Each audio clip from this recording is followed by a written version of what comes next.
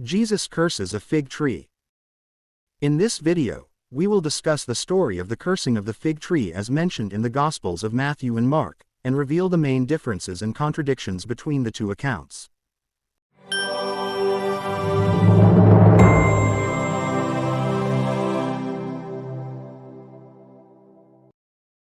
The story of the cursing of the fig tree refutes the divinity of Jesus, peace be upon him.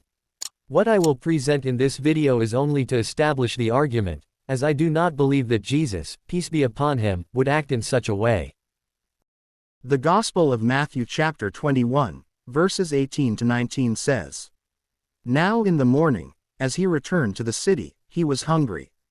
And seeing a fig tree by the road, he came to it and found nothing on it but leaves, and said to it, Let no fruit grow on you ever again.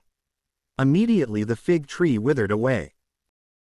The Gospel of Mark chapter 11, verses 12 to 14 and 20 to 21 says, "Now the next day, when they had come out from Bethany, he was hungry. And seeing from afar a fig tree having leaves, he went to see if perhaps he would find something on it.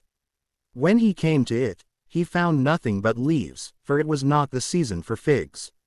In response Jesus said to it, Let no one eat fruit from you ever again. And his disciples heard it. Now in the morning, as they passed by, they saw the fig tree dried up from the roots. And Peter, remembering, said to him, Rabbi, look. The fig tree which you cursed has withered away. When did the fig tree wither? According to Matthew, the fig tree withered immediately, right before the eyes of the disciples. But according to Mark, the fig tree withered the next day. They saw it in the morning when they passed by it. Did Jesus curse the fig tree before or after cleansing the temple from the sellers and buyers? In the same chapter, both Matthew and Mark mention the incident of the cursing of the fig tree and the cleansing of the temple, when Jesus entered the temple and drove out all those who were buying and selling in its courts. He overturned the tables of the money changers and the seats of those who sold doves. In the Gospel of Matthew, the cleansing of the temple is found in chapter 21, verses 12 to 17, that is before the cursing of the fig tree. But in the Gospel of Mark, this event appears in chapter 11, verses 15 to 19, that is after the cursing of the fig tree.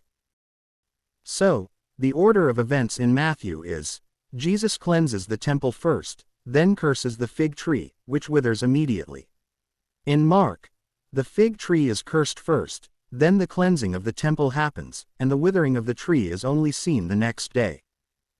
Problems and questions about this story. Christians believe that Jesus is the eternal Son of God, true God from true God, begotten not created, equal with the Father in essence. But if Jesus is God incarnate and all-knowing, how did he not know beforehand that the tree had no fruit, especially since it was not the season for figs? And is it reasonable for Jesus to curse a tree that was out of season? Finally, why was the fig tree cursed and dried up, when it was just a tree with no fault of its own, thereby depriving people of its fruit?